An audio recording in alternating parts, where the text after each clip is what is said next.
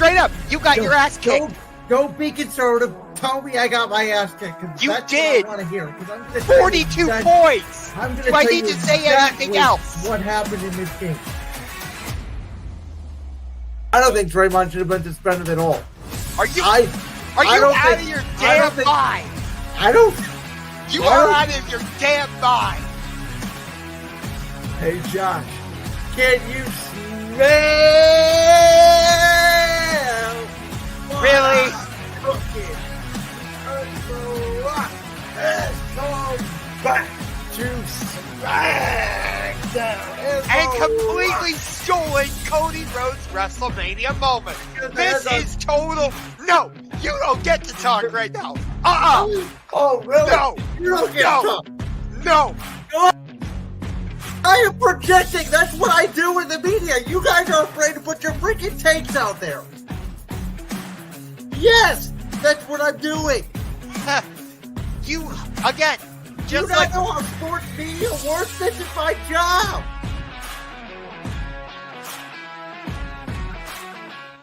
It is a Tuesday at 6 o'clock p.m. Eastern Time, which means it is time for another edition of Championship Rings. Football season is here, and the host of Brandon's World, Brandon Lewis, alongside the host of the Sports Room Talk Show, Mr. Ungar to the Max. We are here to talk about Week 1 in the NFL, Week 1 in college football, professional wrestling, and more, Josh. Yes. Before we get too far into it, I just want to take a minute to send our condolences to the family of both Johnny and Matthew Gaudreau, who were tragically killed last week by a drunk driver. I believe it was the day before their sister was supposed to walk down the aisle.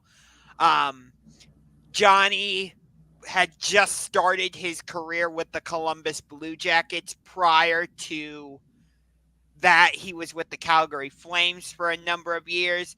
Matthew Gaudreau was in the AHL doing some great things. And so we just want to send our condolences, and yeah. Yeah, that was when I saw that news on, I believe it was Friday morning. What absolute killer just way to start. And again, as Josh said, prayers to their entire family. I swear the Columbus Blue Jackets are a cursed franchise, because a couple years ago, if you remember, Matisse Kiplenix, their goaltender, was killed in a fireworks accident, and now you have this. I'm just like, are the Blue Jackets cursed or something? I don't get it. Wow. No, I don't remember that, but horribly horrific. And unfortunately, we do have to move on. Unfortunately, we do have to talk about sports tonight. We are going to get into Week 1 of the NFL, as I mentioned. We are going to get into Week 1 of college football. But we are going to start it off because our hometown Cleveland Browns, Josh, they have a new stadium name. We know there's been new stadium names in all sports all over the country as of like the last 3-4 years. Huntington, I don't know. I don't know. Are you with me on this? It doesn't feel like it fits Cleveland. Huntington Bank Field.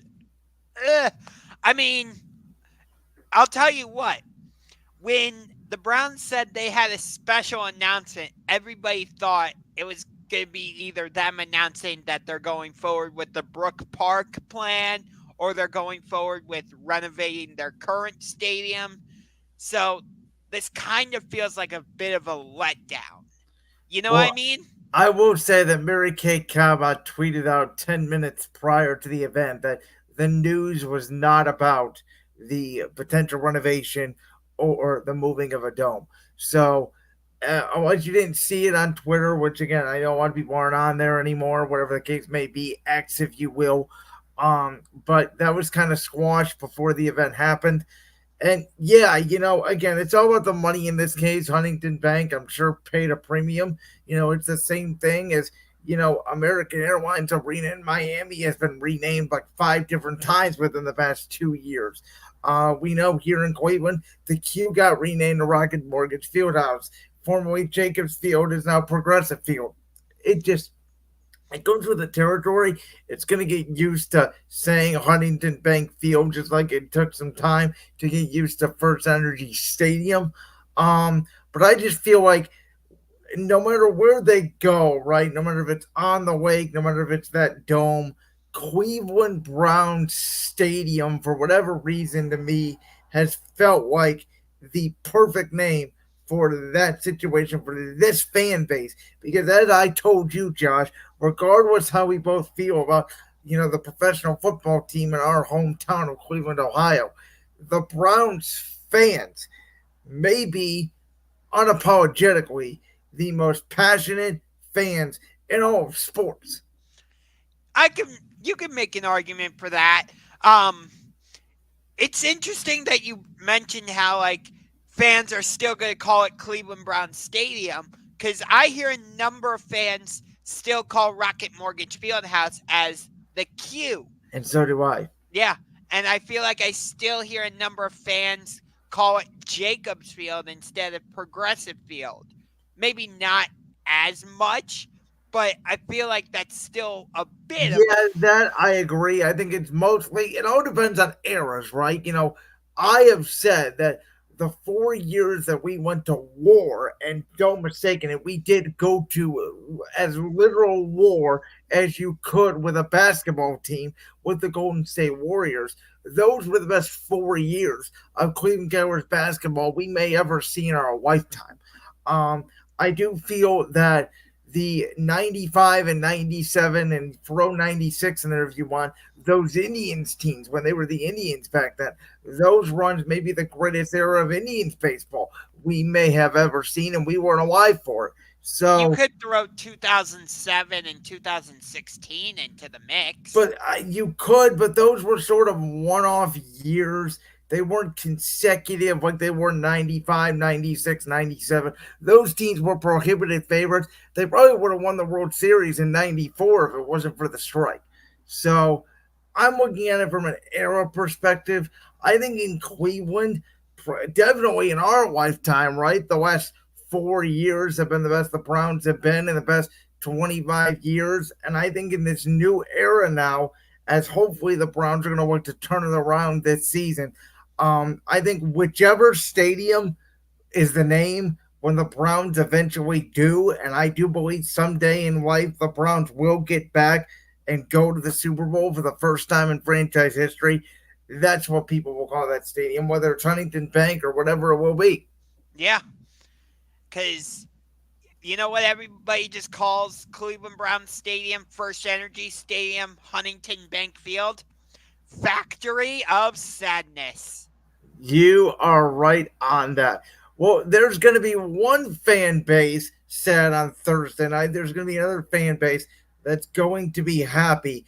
Listen, Thursday night, we already know Ravens at Chiefs, AFC Championship rematch. And Josh, with the Kansas City Chiefs seemingly in the head of Lamar Jackson and the Baltimore Ravens, Lamar is 1-4 lifetime in his career against Patrick Mahomes and the Kansas City Chiefs.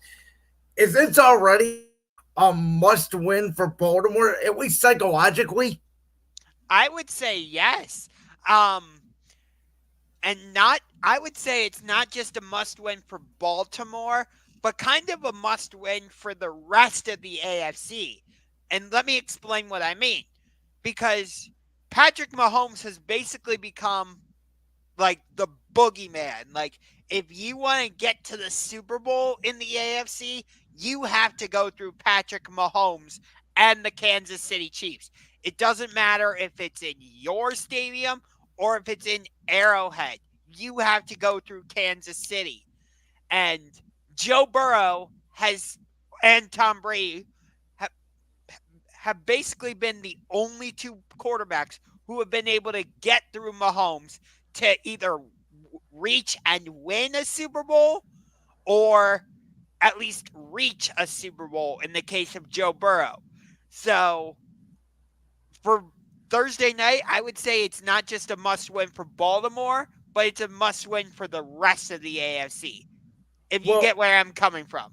a little bit, but I'll say this. So, Kansas City, I want to flip to the other side of the ball real quick. Kansas Go City ahead. They have two games in the AFC North to start the season. They are hosting the Ravens, and in week 2, they are hosting Cincinnati. And if you watched our NFL predictions last week, you know that I believe that that is an AFC championship game preview. If the Chiefs make it out of both those games 2-0, the NFL is in a whole lot of trouble. Those are two very hard games to start the year. I don't think they're going to do that. I think if they beat Baltimore, they probably lose to Cincinnati. I think if they lose to Baltimore, they'll probably beat Cincinnati. I think this is 100%. I don't know about if you lose, your season's over for Baltimore because you still got Lamar Jackson and those, pieces on both sides of the ball. But psychologically, if you're Baltimore, you have a bad taste in your mouth from last year's AFC Championship game where you held the Chiefs to 17 points. I don't even remember. I think it was the Kansas City did not even score in the second half of that game, and I'm pretty sure you're right. They still won the game. Remember, there was that weird play where Baltimore was down. I think it was 17-3. I could be a little bit wrong on the score, but it was like going into the fourth quarter, and Zay Flowers fumbled the ball at the goal line, or it would have changed the entire portion of the game. That is something that Baltimore now mentally is going to have to overcome. Because I'll tell you this, what's going to be mentally troubling for the Baltimore Ravens will be if Lamar Jackson plays his arse off. He does his typical 275 throwing, rushes for 50 yards, plays a lot better than he did in the AFC Championship game, and they still lose. Whether it's by a touchdown, a field goal, a safety, they get blown out. However it is, they lose. If Lamar Jackson plays well and the Chiefs win, Baltimore's in trouble. If Lamar Jackson plays horrible and the Ravens still lose, it'll be like, oh, Lamar, he can't play well against good teams. He struggled against Buffalo in his career. He has struggled against Pittsburgh in his career. He has struggled against Kansas City. So now I think you look at, will the addition of Derrick Henry make a big impact for them on the offense side of the ball in this game? We know the Chiefs have one of the hardest training camps in the NFL with Andy Reid. We know their starters maybe played more of the preseason than any other team. We know Baltimore starters barely played. What will that factor bring to the table?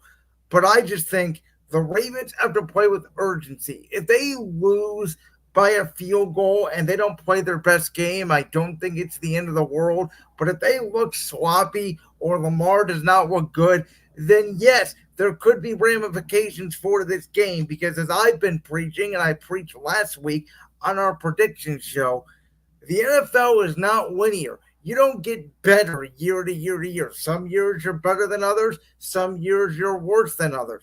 Every year, week 1 is a different animal. Teams don't play in preseason anymore. Week 1 is basically a crapshoot, but there's a lot of pressure here on the Ravens to get over that proverbial hump. Yeah. It, like I was saying on our predictions show last week, it's the Ravens defense that I'm really interested in. Think about it. They lost Patrick Queen to their biggest rival in the Pittsburgh Steelers. They lost their defensive coordinator, Mike McDonald, to the Seattle Seahawks, where he's now the head coach. And they have some other holes on that defense. So, but we know Baltimore's always had a great defense. Are they going to continue having that this season? Or can Kansas City maybe expose some holes on that side of the ball? No, that's a good point, right? Because they go from Mike McDonald, who again revamped that secondary last year. He's now the head coach in Seattle, to Zach Orr, who was on the Ravens staff, but he is the youngest defensive coordinator in football, and his first assignment is going to be going up against Patrick Mahomes and the Kansas City Chiefs, who are going to have McCall Hardman. For everything I've read, they're going to have Rashid Rice. Travis Kelce is still going to be there. You have the rookie Xavier Worthy. And you know Andy Reid in September. We know how good Andy Reid is in December. Well, Andy Reid's just as good in September. Andy Reid always comes out with new tricks to begin the year, and Steve Spagnuolo is going to have the defense playing well like he did right out of the gate last year. Is Baltimore, and John Harbaugh is a very good coach, but is Baltimore going to be prepared for the wrinkles that Kansas City will throw in? Because I promise you they will. Yeah. And Kansas City won't even have Marquise Brown for this game. If I'm pretty Oh, sure. that's a good point. You're right. No, you are right on that. So that is a key offensive piece that's out for Kansas City. But again, you mentioned it. They're still going to have Xavier Worthy. They're still going to have Travis Kelce. They're still going to have Rashee Rice, even though I don't agree with that decision for him to be out on the field. But that's a whole nother story. Don't forget about Juju Smith-Schuster coming over. Yep, Juju is back, and we know what he did when he was with Kansas City originally. And you got Pacheco in the running game. Exactly. So it's like you have all these weapons for Patrick Mahomes to play with, and then you look over at Baltimore, other than Derrick Henry and Mark Andrews, I guess, and you have basically three weapons when you look at Baltimore's offense outside of Lamar Jackson. You have Zay Flowers, you have Mark Andrews, and you have Derrick Henry. I'd throw Rashad Bateman in there. I feel like he needs to have he had a good season last year. I want to see him do it again before Duvernay is another decent receiver, so you do make a valid point, but it's like I wouldn't say Duvernay and Bateman are established weapons quite yet.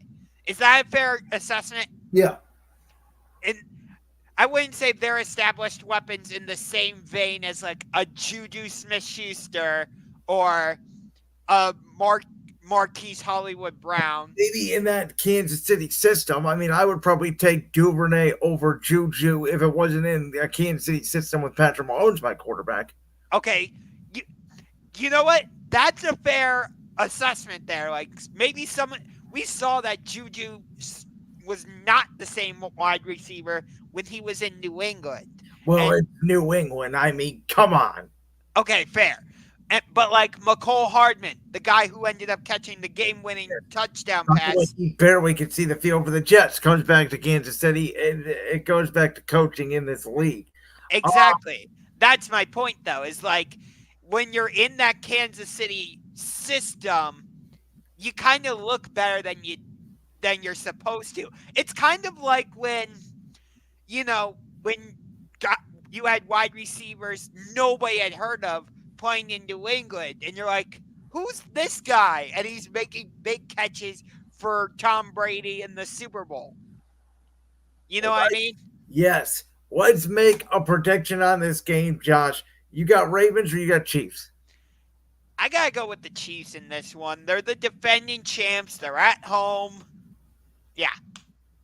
Yeah, no, I agree with you. I think this game, though, is going to be a little bit like the AFC Championship games in terms of, I don't think it's going to be too high scoring. I think it's going to be like a 24-21 type game. Kansas City is favored by 2.5 to 3, depending on which betting market you look at, which to me is about right. You know, they could win by a touchdown, I suppose, but I think it's a pretty close and low scoring route. I could see it being like a 24-21 type game, maybe. Well, speaking of must win, the Friday night game streaming on Peacock in Brazil, which who knows why the hell the NFL is even having this game in Brazil. If you've been seeing what's been going on in Brazil during the past few days when it comes to the wildfires, and now they have, this whole charade going on with Elon Musk and X. There's not going to be any tweets in the press box, and Eagles players and Packers players have both said they've been told to not go into their hotel room. So this thing seems like a mess. But to answer the question on the screen for my Philadelphia Eagles, I do think this game needs to be a sense of urgency. It needs to be a sense of turn the corner. And again, you're higher on the Packers. We know this year than I am.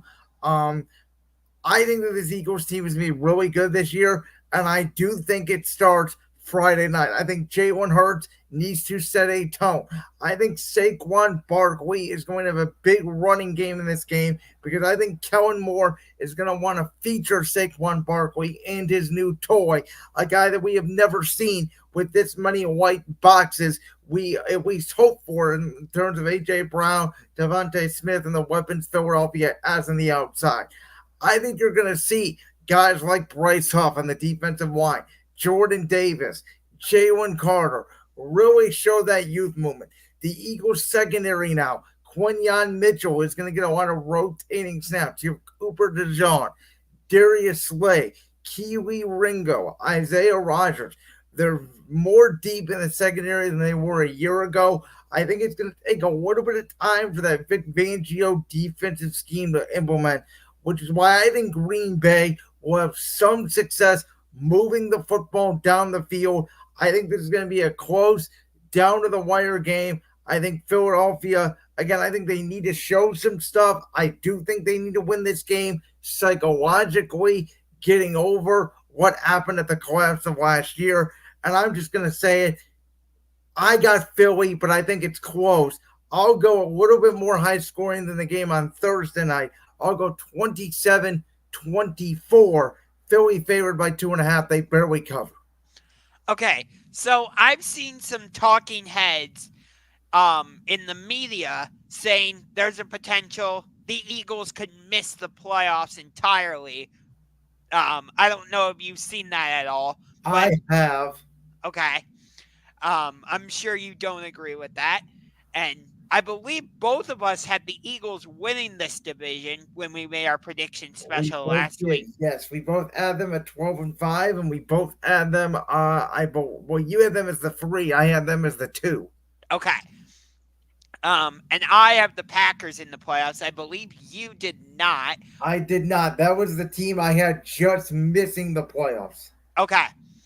Which I think that's a fair assessment for you. You weren't as high on what you saw from Jordan Love because you felt like it was too small of a sample size, which I'll give you this. Maybe I bought a little too much into the hype. We'll have to see how it plays out this season because, now that teams had a whole offseason, they can adjust their game plans on how they want to play against Jordan Love. As well as I know from a year ago, we saw, the Eagles fly high in 2022, 2023. They immediately, week 1, New England and Bill Belichick made the change. They're going to play 2-eye safety. They're going to force Jalen Hurts to make a read post-snap. Like you have said, teams now have film on Jordan Love. And I like Matt LaFleur. I think he's a very good offensive coach. But we will see what wrinkles Green Bay has to throw in because here's the thing that I think Philly has the advantage of in this game. They don't just have one new coordinator, they have 2. And it's not like Baltimore where they're sort of keeping the same scheme. At least offensively, this will be a completely different scheme than what the Philadelphia Eagles ran a year ago. That brings up an interesting question for me. And I want your opinion. So, knowing that the Eagles are going to be running a completely different offensive system and defensive system this season, what film do you think the Packers have been watching this week? Are they watching stuff that Kellen Moore has run in both Dallas and Los Angeles? Are they watching film of what Vic Fangio did in Miami?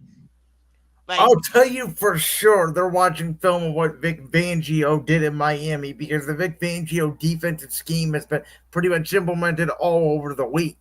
I will tell you that when it comes to the offense scheme, I think it's going to be a mix between what Sirianni / Steichen ran in 2022 and what Kellen Moore did, really more with Dallas than with the Chargers. And the reason why I say that is because Justin Herbert was hurt last year. Remember, Mike Williams and Keenan Allen were hurt. The Chargers by the end of the year were falling by the wayside. I mean, how much scheme can you really watch of Easton Stick playing quarterback?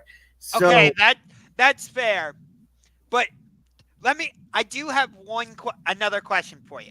Okay. Does and we'll get more into this when you and I do our Browns-Eagles video collaboration later in the season.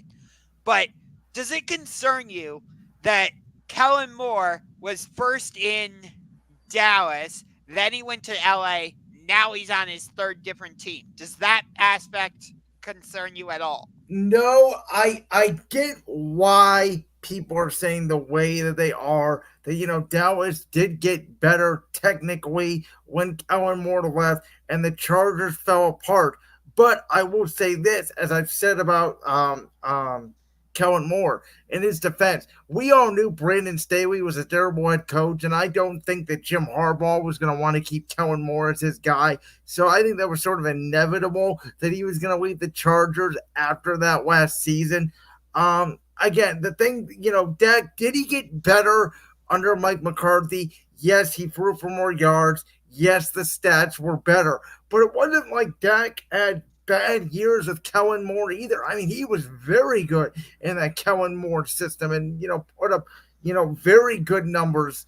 And I think that Kellen Moore is a very good offensive coordinator. And again, I think he's going to bring something different to this Philadelphia Eagles team. I think it's going to be more motion, more to get the ball out quick, more calculated shots. I think they're going to move Devontae Smith and A.J. Brown a lot more than them standing at always at the X for A.J. Brown and the Z for Devontae Smith.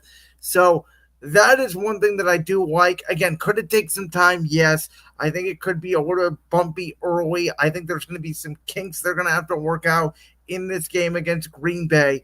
But I think over time, Kellen Moore will prove to be a very good, confident offensive coordinator. Okay, fair. But when you look at the NFC, it's gonna. I feel like the NFC East is gonna come down to Philadelphia and Dallas. Maybe Washington is somewhat in the mix. You have them making the playoffs. I do not. Um, and I'll give you credit for that. You believe more in Jaden Daniels. I just think he's going to have a bit of a rookie season, and I don't love the Washington deep defense and stuff other than their defensive line. So I think that's going to be more their Achilles heel. But it's like you look at the overall NFC picture. You've got San Francisco, you got Detroit, you got Philly, Dallas is in the mix, Green Bay, Chicago, Atlanta, Tampa Bay. There's all these teams, and there's only 7 spots. So this game could have a big impact, even though it's only week 1. It's one of the things I love about the NFL. We always talk about, because I tell you this all the time. In basketball, the first week of the regular season or whatever, even though, let's say, it's a big,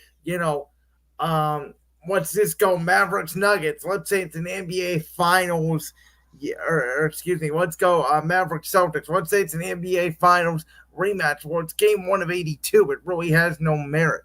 In the NFL, you have 17 games, and 70 to 75% of the league is probably in that 8 or 9 or 9 and 8 range. So, yeah, week 1, it's week 1. You're going to iron out the kinks. You're going to get better as the season goes on. But the games absolutely matter. And there's going to be some games where I think there's more of an emphasis on them. Like, for example, the Dolphins-Browns game late in the season. There's a reason that game is, as of right now, scheduled to be on Sunday Night Football, because that game could possibly have major playoff implications. When we went over the schedule when it got released in May, I'm pretty sure I remember telling you this on air. I have never seen an NFL schedule, at least when it comes to primetime games, more balanced in my life. And that is a credit to the NFL, it's a credit to the networks, and it's a credit to the teams. I have went through the Thursday night schedule, the Sunday night schedule, the Monday night schedule. There are very few games, in my opinion, that will have the opportunity to be flexed. Yeah, I think there are some games. But I feel like we say that every year, and the game we all think is going to be one of the greatest games of the year has a 4-12 team versus a 5-8 team. Yeah, I know, like, they have Bengals Giants on Sunday Night Football, I think. So that game could get flexed. But let's circle back to, like, Packers Eagles. I would say this is a little bit more of a must win actually for the Green Bay Packers because Whoa. and the reason I'm saying that is because, you know, I was high on the Packers this past season as we've been talking about. It's up to the Packers to kind of come out in week 1 against a team that was in the Super Bowl just a couple seasons ago and really should have beaten the Chiefs in that Super Bowl. But it's Do you have to remind me? I sorry. But my point though is this. Like everybody's high on the Packers. I've seen some people saying they're going to win the division over the Detroit Lions, all this and that. This is a must win for the Packers to kind of justify that and say, yeah, we are here to stay. Like last year was not a one off. Speaking of games and teams that need a win, both these two teams coming up, they could potentially be going in opposite directions depending on this game. It's a big game, Josh. The New York Jets, Aaron Rodgers, pretty much a year in his return on Monday night. Of course, in that game at home against the Bills last year where he tore his Achilles, he comes back to take on a Niners team who all of a sudden does have Brandon Ayuk and does have Trent Williams. Yes. And think about this. In his first game back, who is Aaron Rodgers going against? The same guy who he got injured against on Monday Night Football last year. I believe Leonard Floyd is with the 49ers now. Oh, that's an interesting element that I never even thought about. Yeah. So, how's that going to play psychologically in Aaron Rodgers' mind? Well, it's an ayahuasca mind, so I don't even know if Aaron Rodgers realizes it or cares about it. He might be in the dark right now. This this is an interesting game, and again, you know that on this show at least, more on Brandon's world, just because of our nature, and I know that you don't want to talk at spreads a lot. I don't bring up spreads a ton on this show, but I think it's significant to talk about this spread because when this game first came out, the San Francisco 49ers were favored by 6. That line in May has now come pretty much all the way down in half. It went back up to 4 today because of the Trent Williams news, but it was down to 3.5. And I think there's a sense here, and we talked about it with San Francisco. They had a very noisy and distracted offseason. Did they get their deals done ultimately? Yes. But those guys were not practicing, and we know what's on the horizon this offseason, and that's paying Brock Purdy or moving on from Brock Purdy. You can't really do both. You want to keep the roster you have, you probably got to find a different quarterback. So there's a lot of pressure on the Niners. And if Aaron Rodgers flops with the New York Jets, then the Jets, everybody's getting fired. Robert Saleh, Joe Douglas, Aaron Rodgers will probably go retire, and we'll never hear from him again. Or he goes to the Minnesota Vikings. Which would be comical, just like Brett Favre did. Remember, Aaron hated Brett Favre for all those years, yet he literally has followed Brett Favre's career path.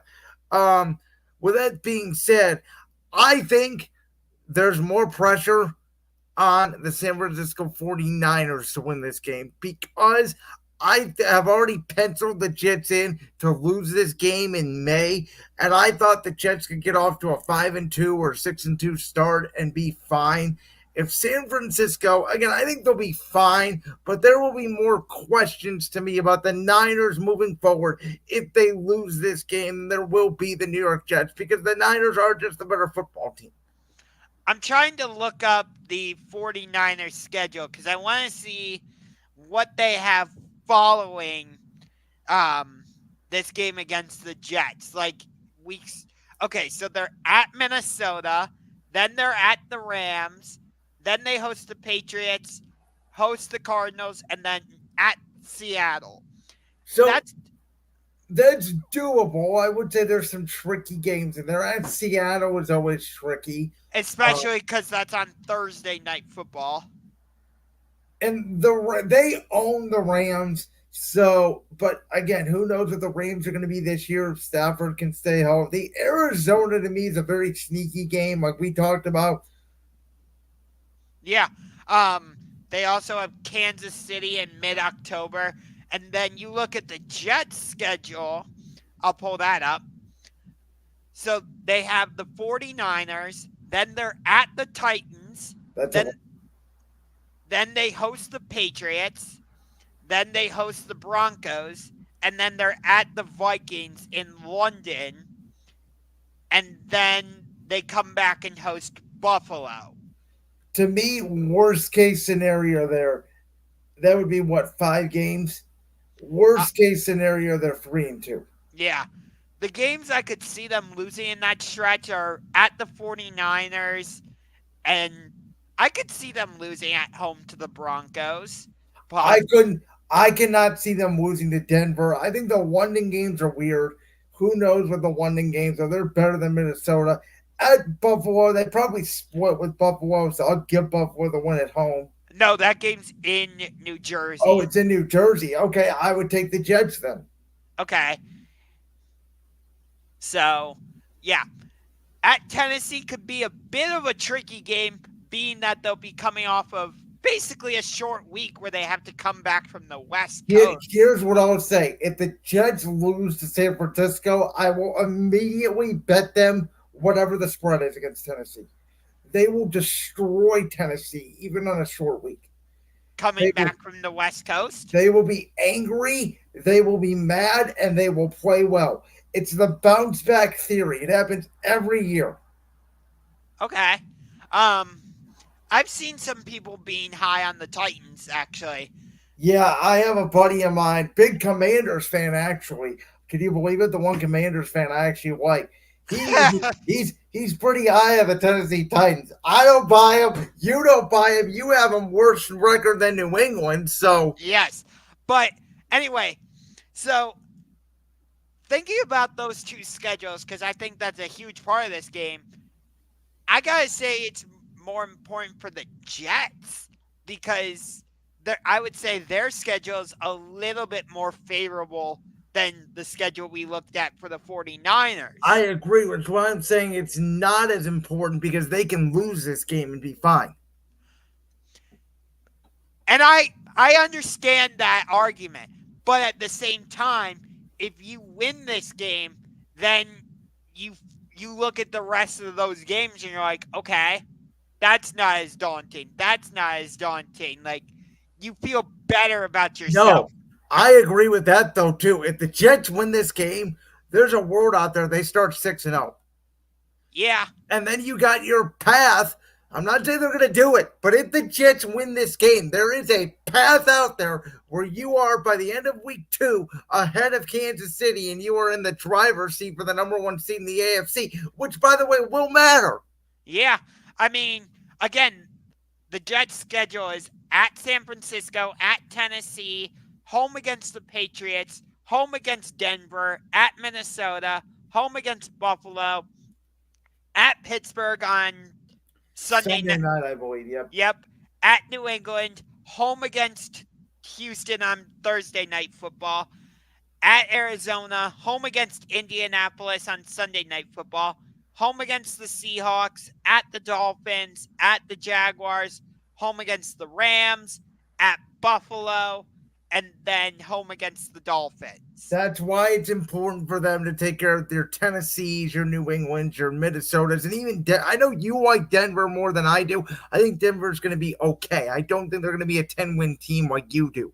Okay. So I have Denver at 7 wins. You have them at 10. Like that was one of our major differences in our predictions. You had Denver in second place in the AFC West. Yes, and I had the I had the Broncos getting that final wild card spot.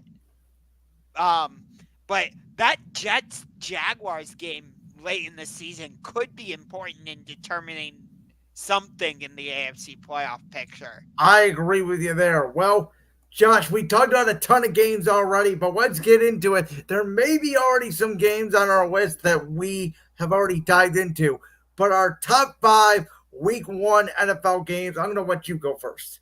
So, before I get into this, you know what I find interesting is from what I've seen on the schedule, I feel like there's usually a lot of divisional games in week 1. That's not the case this season. There's only 3 divisional matchups in week 1. You you've got let me go through them. I know there's Houston and Indianapolis. Yep, you've got Houston, Indianapolis, Raiders, Chargers, and then the other one was Panthers Saints. Panthers, Saints.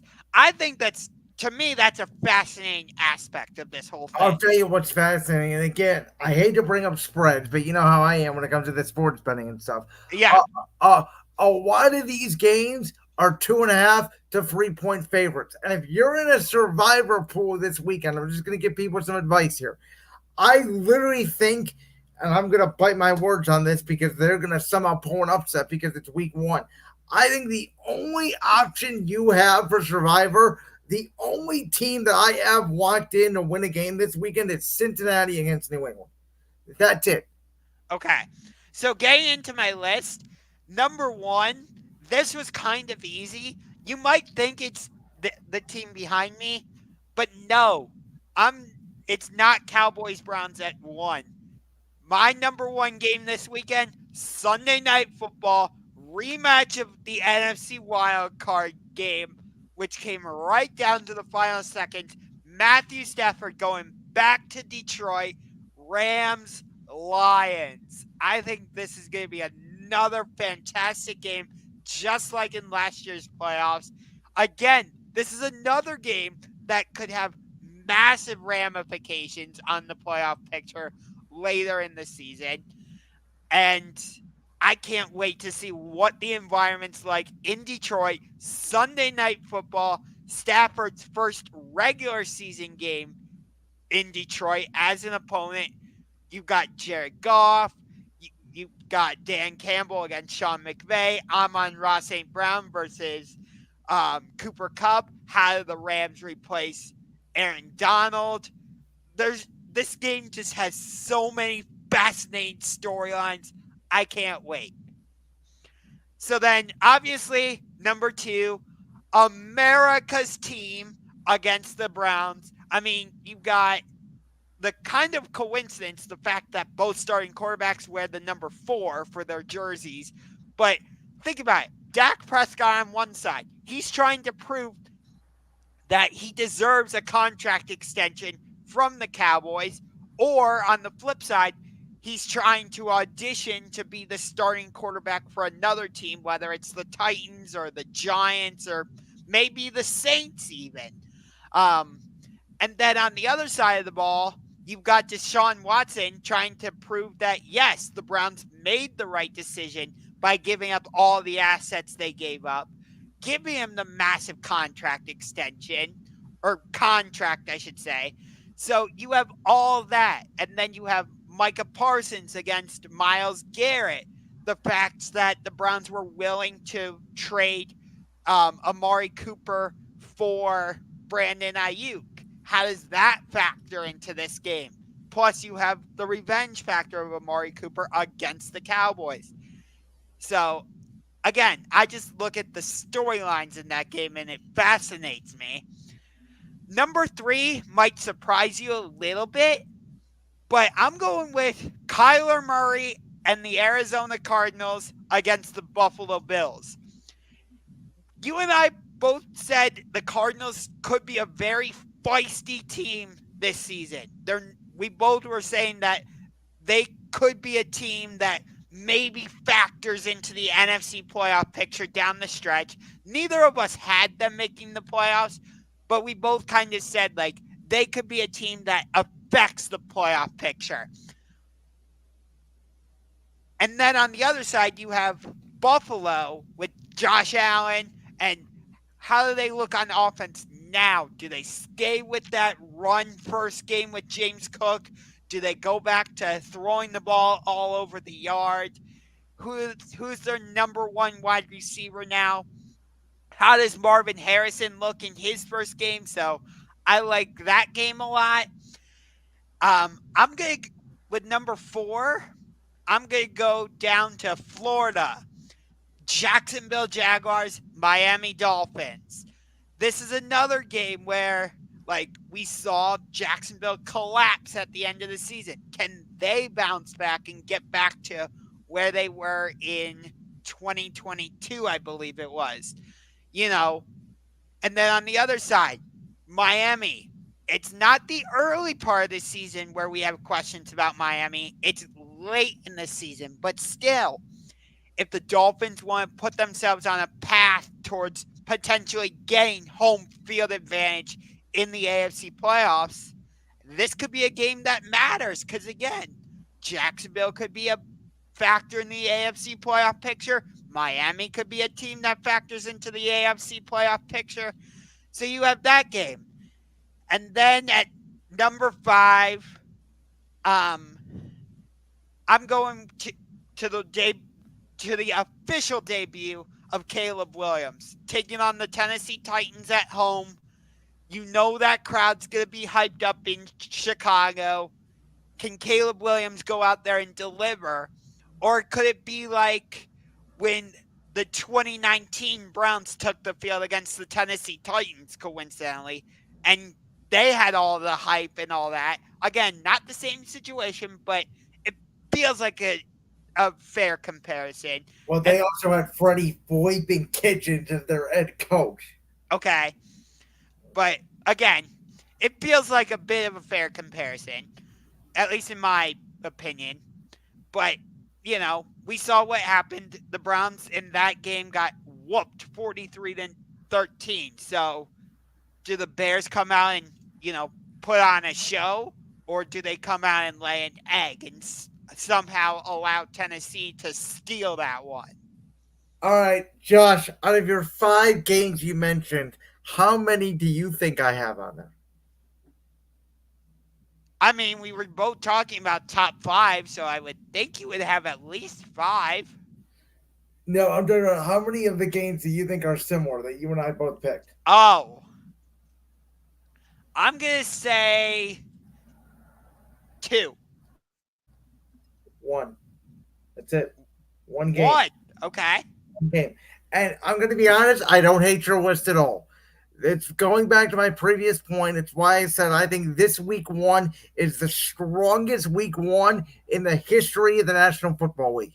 Because 4 of your games to me were very hard for me to leave off the list. There are so many fascinating games. I really couldn't pick 5, but I had to narrow it down to 5. So I'm going to start with the number 1 game. You know the game that's most important to me, obviously. Friday night in Brazil, Packers, Eagles. We talked about it a little bit earlier. We had the element of will the Philadelphia Eagles follow up a brand new season, or will it just carry over from the past season in terms of their collapse? Can Jordan Love and the Green Bay Packers prove me wrong, prove you right, follow up on the tremendous way they finished the season last, and potentially catapult their way to maybe even an NFC North title? Game number 2 was the game that you had first on your list. The only game we agree with. Rams, Lions. You already set the stage for it. Sunday Night Football. Jared Goff, Matthew Stafford again in Detroit. We both have the Lions making the Super Bowl this year. Do I say no more? The third game I have on my list is opening night. Ravens Chiefs. We talked about it in the A block of tonight's show. Lamar Jackson going up against Kansas City. Can Baltimore get the ghost of Andy Reid, Patrick Mahomes, to the Kansas City Chiefs, psyching out of their head from last year's AFC Championship debacle, which was one of the worst game plans Todd Monken, usually a very good offensive coordinator, had put together. 4 and 5 were very tough. I could have went with Jags Dolphins. I could have went with Bears and Titans. I could have went with Cowboys Browns. But I wanted to go with 2 other very interesting games to me. How close was Cardinals Bills to making your list? Cardinals Bills was 6. Okay. So at number 4, I have Texans Colts. I am very fascinated by how CJ Stroud comes out in year 2. is he going to ascend or at least be the same as he was in year one? We talked about the additions last week of Stephon Diggs and Joe Mixon. We talked about the pressure that is on the Houston Texans this year because we both believe Bobby Slowick is going to be a head coach really soon. We both believe the window is now for Houston to strike. We also talked about the fact the Colts won 8 games last year with Gardner freaking Minshew a quarterback. Anthony Richardson never finished a game. Now Shane Steichen's got the whole year, the whole offseason to work with Anthony Richardson. Not a lot of film on him. This could be a very sneaky game here. There's a reason to me why Houston's only favored by 2.5 and not by 4 or 5. I think there's some money coming in on Indianapolis. I kind of think that's a pick'em game myself. It's week 1. Anything can happen. So let me just comment on that before you get to your 5th game. It's kind of similar to what we were saying about Jordan Love, because now teams have had a whole offseason to see what CJ Stroud can do. How is he going to adjust to what the defenses are going to throw at him? How are the defenses going to adjust and throw something different at him? That's going to be interesting. The 5th game on my list is the Arthur Smith revenge game. Steelers, Falcons, 1 o'clock in Atlanta, Georgia, Pittsburgh. Russell Wilson is their only offensive captain. Does that mean something? Does that not mean something? What's their situation going to look like? Is this Mike Tomlin's start to his last year in Pittsburgh? Atlanta, very interesting for Atlanta because I told you last week, they start off the year with Pittsburgh at home, Kansas City at home, and they got Philly on the road there on a Monday night in between, and we all know how Kirk Cousins does in primetime games. I told you last week that I believe the Atlanta Falcons could start the season 0-3 and still win this NFC South division. But I am fascinated to see how a Zach Robinson as OC led offense with Kirk Cousins, Kyle Pitts, Bijan Robinson, Drake London. Now you bring in the defense side of the ball with Justin Simmons and Matthew Judon. How does this all come together for an Atlanta team who has a lot of hype around them? And historically, every time the Falcons have hype around them, they fall flat on their face. Or they pull off 28-3. Yes. So, I do think it's interesting that you don't have Cowboys-Browns on there. Unlike you, I don't think there's a ton of storylines in that game. I think it's two non-playoff teams. I really do. It's interesting you say that because yes, when we made our predictions last week, I had the Browns as a playoff team, but I've been giving it some more thought, and now I'm not so sure if the Browns are going to make the playoffs. There's a couple teams, one from the AFC North, another from the AFC South, that I'm looking at and saying maybe they'll make the playoffs instead of the Browns. I'm worried about the Browns' offensive line, and by the way, I think Dallas is a pop gun offense without CeeDee Lamb, and I don't think this is going to be a very high-scoring game. I think it's going to be like 16-13. Okay, that could favor the Browns, though. And I agree with that. So, but I mean, again, we talked about it at the beginning of this segment. The fact that there are only 3 divisional games, I like that. I kind of wish there were no divisional games in week 1 and you put all the divisional games like later in the season. Like they've done with Pittsburgh and Chicago this year. 6 out of their last 8 games are all division games. Okay, I'm not necessarily saying that, but maybe like start most of the division games like in week 5, week 6, something like that. Like I think the NFL is trying their hardest to give most of their division games in the back half, so they're giving a couple early. Okay. But it's just like, how important division games are. I like the idea of like Buffalo hosting Arizona to start the season because, again, it's like Arizona doesn't go to Buffalo normally, you know. I'll say this. I'll give a bonus prediction on championship rings right here. Go ahead. Arizona wins outright. Take the points for sure. But I think Arizona wins outright. 5.5 line. I like it. But again, that's why I put that game on my list. Not that I like your list. Like, trust me, Ravens, Chiefs, That's what I'm saying. It can find me a bad game. I even am fascinated by Panthers Saints. I want to watch Bryce Young. I want to see what that new offense looks like. yeah. I mean, I want Maybe Chargers Raiders, but I want to see Harbaugh. I do. to see what the Raiders look like with Antonio Pierce as their full-time head coach now. But By the way, at a game that we both didn't have on our list that I was highly considering, Commanders, but I think that's a fascinating game. Jaden Daniels' his first start. Going into Tampa in that hot sun against Baker. First game without Dave Canales, as we talked about. yeah, I would even say Vikings Giant. Maybe Vikings. That's the one game. I'll say that is the one. I hope the Vikings destroy the Giants by 30. That's how bad I think. I don't want to watch 1 second of Giants football. They are, and you know what? Patriots, Bengals. I hate to say it. I want to see what New England looks like with Gerard Mayo. I don't think they're going to be good, but could they shock the world? Who the hell knows? Yeah, but Vikings Giants, I'm just like, okay, like Yeah. Danny Derps is gonna force it to Malik Neighbors probably 30 times. Yay! All right, let's get into some college football because USC upset LSU. Florida State is 0-2. And that's pretty much it this week for college football. I mean, besides that, there was a lot of blowouts. Yeah, I mean, I would say the best game probably was Saturday night in College Station. Notre Dame against Texas A&M. Number 7 Notre Dame goes into College Station, a very difficult place to win, and they come out of there with a 10-point win.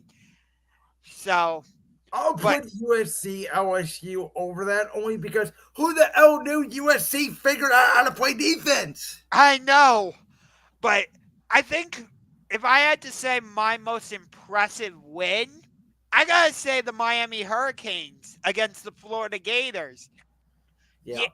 Because historically, the Swamp is a very difficult place for opponents to go into and win. Florida usually is a very good, they can have their time when they're great, but usually they're a very good football team. So for Cam Ward and the Miami Hurricanes to go in there and basically control that game from start to finish, for me, it was the most impressive. For Mario Cristobal, who of course was the former head coach at Oregon, to rebuild that Miami program potentially that quickly to me is very impressive. And I think Miami is here to stay. We know, along with Texas and USC and Ohio State and Georgia and Bama and name them, they're sort of a blue blood in college football. And I do think right now we are entering, and the ratings show it this weekend, a golden time in college football, even though there wasn't a ton of competitive games, and you still have some problems in college football early in the season with these blowouts. But when the big brands are good, college football is good. Yeah. I I don't love the fact that we get like Ohio State hosting Akron where you get like, 52-6 or That was a joke. I think Georgia showed Dabo Sweeney the door to the transfer portal. We'll see if Dabo decides to use it. Clemson is now an average football program again. That was my biggest takeaway. I thought that game would be a little bit closer. yeah. How about Oregon? Did Oregon just not care? Did they just not show up for the second half? That was strange to me. Yeah. They fell 4 spots in the rankings because of that game. I mean, Dylan Gabriel's good. My guess is they'll be the second biggest Big Ten team next to Ohio State, and they're probably waiting, but I think it's October 13th for that matchup in Eugene against October the 12th. Yep. October 12th, yeah. Yes. I have that game circled on my calendar. Even though I'm not an Ohio State fan, I'm not an Oregon fan, I can't wait to sit down and watch that game. and again, we talked about this. I'm gonna watch more college football than ever. You obviously are a big college football fan. I have started to get a little bit more into college football. I want to see college football. They've done it a little bit. We'll get to this in a minute with Texas and Michigan. We saw USC and LSU this weekend. Could we get I don't know. What if you just do one conference game to start the year? Could we do Ohio State, Penn State week one? Could we do something to make week one actually matter? I know. Like we got Miami at Florida. We got Notre Dame at Texas A&M. Like you're basically asking for bigger games like that. Yeah, Which and I mean, like Georgia Clemson on paper was going to be a good game, and Georgia wiped the floor with them. yeah, and that wasn't really a neutral site game anyway because it was in Atlanta, which is basically Georgia's second home. It is Georgia. I mean, it's Atlanta, Georgia. It's in the States. So, Yeah, but I'm saying Georgia normally plays their home games in Athens, yeah. not so. But Again, I just think, like, if I'm and again, the college football coaches, they make their own schedule, whatever. We know it's all about NIL. We know college football still has some weird things that they need to work out. But I do think it was a relatively successful weekend. The fact that we are getting massive ratings on Labor Day, by the way, is a good thing for NFL expansion, if you know what I mean. yes, but I don't know what's up with Florida State. 0-2, and now you had to play Memphis. They're already out of the college football playoff. You Oh can't yeah, lose two games like that. They're done. I mean, their season's done. yeah, A fan doesn't. You don't even have to watch them for the rest of the year. If I'm a fan, I'm like, my season's over. I'll see you in February. yeah. I mean, there could be a 2-loss team that still makes it into the college Yeah, football but playoff. not if you lose to those two. Oh no, I mean, I'm not. I think even a three-loss team, if Penn State has three losses, or I don't know, LSU, if their losses are to USC, Alabama, and Georgia, let's just say those three. If they kick everybody else's ass, they're probably a 12 team, a number 12 seed with the expanded playoff. Yeah. So I know Ohio State and Georgia agreed to a home and home series in a few years, and I believe Ohio State and Alabama agreed to a home and home series in the coming years. So you're gonna get games like that. It's not until like 2027 though, right? Or Yeah, 2028. or 2030, something like that. Yeah. Yeah, I mean, it is what it is. I mean, think the realignment has a lot to do with that, though. Yes.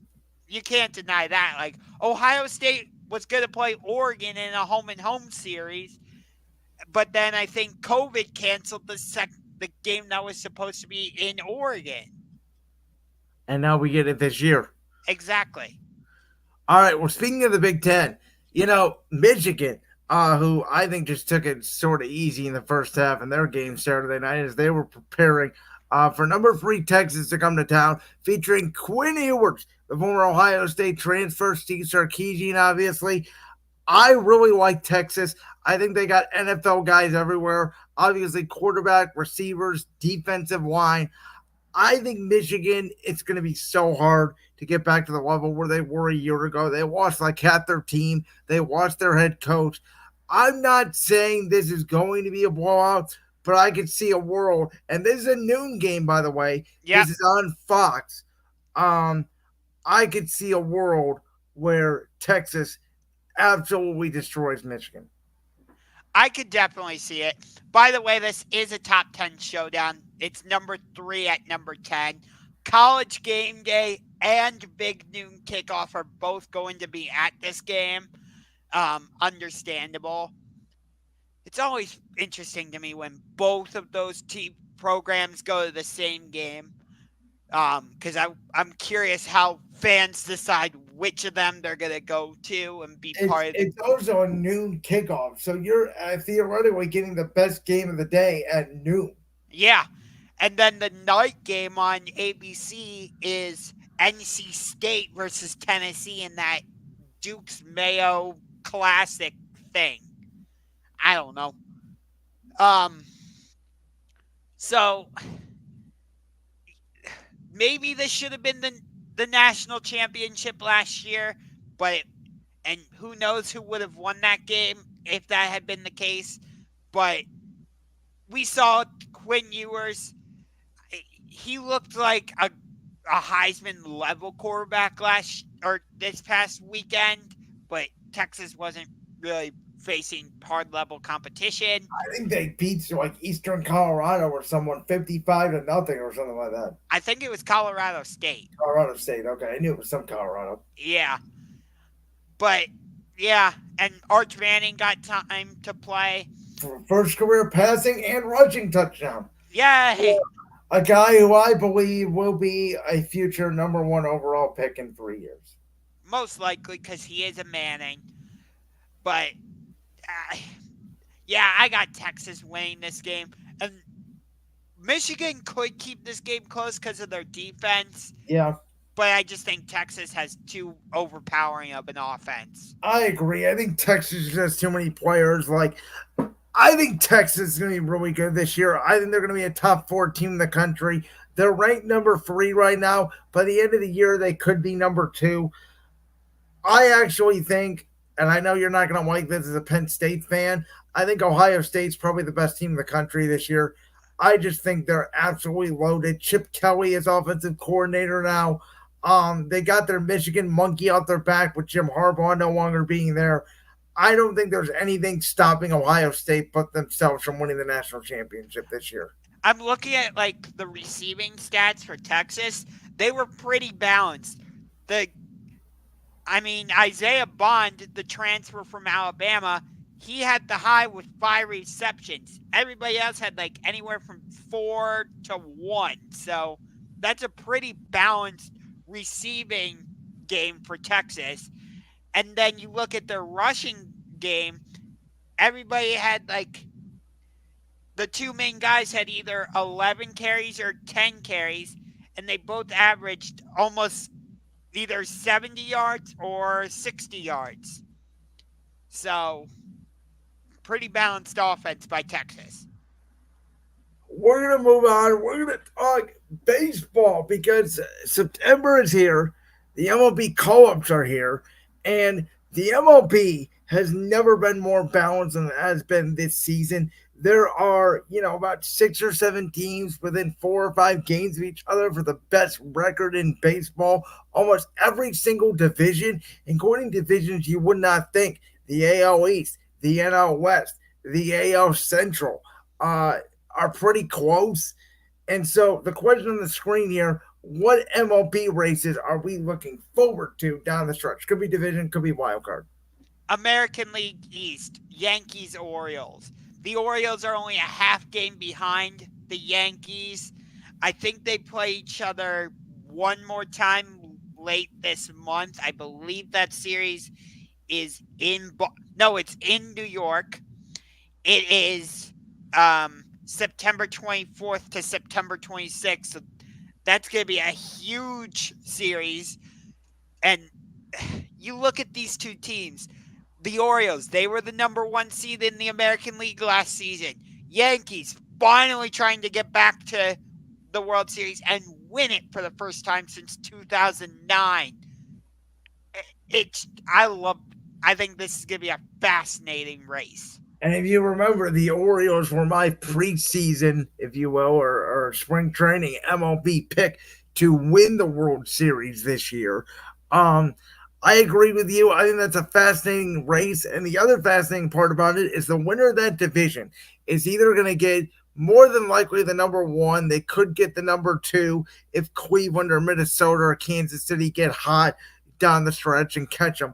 But the winner of that's going to at least get a first round bye in the MLB wildcard round. The loser is probably going to be the 4. But again, if one of the AL Central in that 3-team race gets odd, could they be the 5 and after, potentially go on the road in that wild card round? It's possible. They could have a better record than the second place team in the AL Central, but because of the way the seeds work, they may have to go on the road. Yeah. What about you? What division or what race are you looking at? For me, it is our division. It is the AL Central, only because I'm shocked with how competitive it is. You remember in spring training, I had our Guardians winning the division at 85 games. I thought Minnesota was going to have a down year. I did not think Kansas City was ready to compete. Boy, was I wrong. But this injury to Kansas City's first baseman, Vinny Oh, Pesentino, Pasquantino, yeah. Escondino could be a big injury for Kansas City. They've now lost, I think it's 6 in a row. With us now playing them as well again tonight and tomorrow night. Cleveland back on a hot streak after they were falling off the wayside. Me and Josh talked about this last week off the air. Kansas City at that time, had won, I think, 3 straight against Cleveland. And, I said Kansas City may end up winning the division. And here we are a week later, and they're 3.5 back. So I don't know if any of those 3 teams could win a World Series. I don't think any of them have the pitching to do so. But that race is going to be fascinating because if you're Baltimore or if you're Houston, who's now looking like they're going to pull away from the AL West, do you want to play at Kansas City or a Cleveland or a Minnesota? Depending on the right matchup, I mean, we know in baseball, whoever gets hot is usually the favorite. Yeah. I'm also looking at the NL wild card race because it looks like San Diego and Arizona are most likely going to grab the top 2 spots. But then you have teams like the Braves, the Mets, the Cubs are still in the mix. St. Louis, San Francisco. The battle for that third wild card is really where I'm looking because we've seen the Braves do this where back in 2021 their general manager, I forget his name off the top of my head. He made all those trades, reworked the entire outfield, and they went on to win the World Series. So we've seen the Braves do this, but they're dealing with a number of injuries again. Can they hold on? Can the Mets catch them? Is there a world where the Cubs could potentially catch them? The Giants are still in the mix. The Cardinals. And So those are a lot of blue blood franchises with a lot of playoff experience. And also, don't forget, Arizona was a wild card last year, and they made it to the World Series. Texas, I believe, was a wild card team, and they won the World They Series. were, and I want to point this out about Texas. This could be for Guardians fans. This could be for Phillies fans. This could be for Dodgers fans. They end up losing that division. People forget last year in September, the Texas Rangers flat out collapsed and they lost the AL West on the last day of the season after leading it from day one. They lost it on the last day of the year to Houston and they still won the World Series. And you can make an argument they might have had an easier path in the wild card round. So, I mean, yeah, because they had to go to Tampa Bay, who was falling apart because of the Wander Franco issue. yes, and there was like nobody in the ballpark anyway. And they still have not recovered from that, by the way. No, the Rangers probably aren't going to make the playoffs this season, for God's sakes. I mean, so, you take a look at it, it's really anybody's ball game. As I said to kick off the segment, there's going to be, 12 MLB teams to make the playoffs. I think you can make a case all 12 could win the World Series this year. I mean, we've seen all wild card matchups before in the World Series. Last year, 2014, 2002. It's happened. Baseball is the sport where momentum matters more. Now, again, for a team like Cleveland, where we're so young, it would be nice to have home field advantage. I think we both agree on that. But it's not a necessity. I would say it's a bit more of a necessity for a team like Cleveland because they're young and we've seen how like Tanner Bybee and Gavin Williams and when he's healthy, Shane Bieber, Tristan McKenzie, they pitch better when they're at home. So I would say home field advantage is a little bit more critical for a team like Cleveland.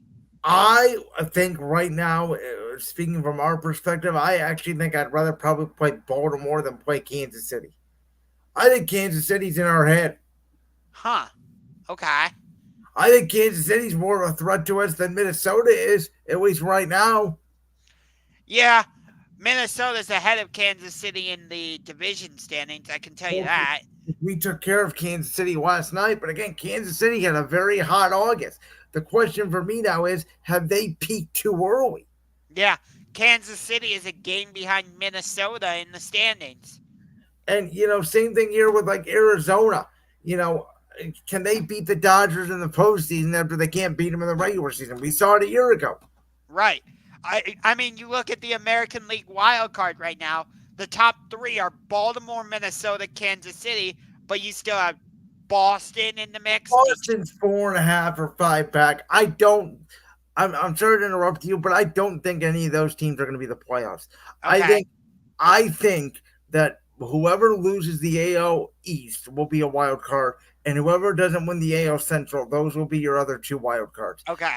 So I think you don't think like Boston, Detroit, Seattle, none of them factor in? the only one that I think could is Boston, and that's if Kansas City's collapse continues. Yeah. As But of right, yeah, I you're right. The Royals have lost 6 in a row.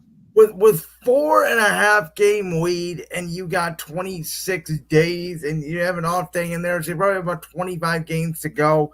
You figure if you go 500 in that stretch, the other team's gonna have to go, on a crazy, 5 games better than you just to catch you. It's gonna be really hard. Yeah. So So, all right, well, we're gonna end tonight's show. I'm gonna recap Bash in Berlin. Josh is gonna talk AEW All Out. I don't want to spend a ton of time on Bash in Berlin. I thought it was again a very good show. As always, it seems with these premium live events. We talked about the Kevin Owens heel turn last week, Josh. I was begging for it, even when it was happening. Sadly, did not happen. I do think that hopefully Kevin Owens does turn heel this coming Friday, the last Friday night ever on Fox for SmackDown. Close out that era with a big moment. I thought Gunther and Randy Orton was just an absolute classic. I know you said you haven't watched Bash in Berlin, but go back and watch that match. I thought it was a phenomenal masterpiece of a encounter with Randy Orton and Gunther. Very little interference. I thought Cole and Wade Barrett on commentary did a really good job at pointing out that Charles Robinson, the veteran official, he would have wanted things go in that match. And I also love the direction they're going now post Bash in Berlin, running back Gunther and Sami Zayn. I think that's a very interesting match for Bad Blood. And again, I enjoyed Rhea and Damian versus Dom and Liv. Gonna lead to the big Hell in a Cell match. I thought Punk and McIntyre absolutely tore the house down in that strap match. I thought that was, if Gunther and Randy Orton was not perfect, I thought that was the best match of the night. And they followed it up with an even bigger angle on Raw last night with Drew McIntyre absolutely kicking the beads out of CM Punk and then shoving them down his. That definitely I want to sell. Very excited for that feud. But again, overall good show. Nothing to out of the ordinary. Just a good classic 3-hour PLE. Get in, get out. Very entertaining Saturday afternoon. okay. So we just had AEW All In a couple weeks ago at Wembley Stadium in London, where Bryan Danielson became your new AEW World Champion by beating Swerve Strickland. So his career is not over, as that match was title versus career. Will Ospreay and MJF put on an absolute classic, and you had Daniel Garcia interfering in that match and screwing over MJF. I'll get back to that in a minute. I thought All In was a very good show, and now we turn around just a couple weeks later and we're doing All Out. And good grief, this might be my favorite feud in AEW history. We are doing Swerve Strickland versus Hangman Adam Page round 4 in a steel cage match. Their first 3 matches have been just awesome. They had just their standard match at Wrestle Dream, which Swerve won. Then they went to just a hellacious Texas death match at Full Gear. And then on just a regular episode of Dynamite, they go to like a 30-minute draw, which led to a triple threat match against Samoa Joe at Revolution for the AEW World Championship. So you have that match. Then you got MJF versus Daniel Garcia, which has been a story they've been building because you had Daniel Garcia challenge Will Ospreay for the International Championship. MJF asks Daniel Garcia if he can be in his corner. MJF basically cost Garcia that match by saying, use the Dynamite Diamond Ring, which apparently was actually stolen in England. I don't know all the details on that. And basically at the end, MJF just destroys Daniel Garcia. He gives him like a second rope, like not a tombstone. It was like a pile driver of some sort. And now they're going to have a singles match at All Out. You've got Statlander versus Willow Nightingale in a Chicago street fight. Bryan Danielson is defending the AEW World Championship against the scapegoat, Jack Perry. I think that's because they're doing that pay-per-view in Chicago, and it ties into the whole CM Punk thing. But yeah, All Out's going to be a very good pay-per-view. It usually delivers. And with that, we're going to wrap up tonight's edition of Championship Rings. Thank you guys so much for listening. As always, you can subscribe to us on YouTube, Championship Rings 216. Follow us on X at Rings Champion, Instagram at Rings Champion, Facebook at Rings Champion 216. Josh, next week we got Texas, we got Michigan to break down, and we also have week 2 in the National Football League 2 preview, as well as we got games to go over. That is correct. So with that, and then obviously we'll talk about anything that happens at AEW All Out. Again, make sure you guys tune in. We'll be here next Tuesday as always, and thank you for listening to another edition of Championship Rings. A salute to you.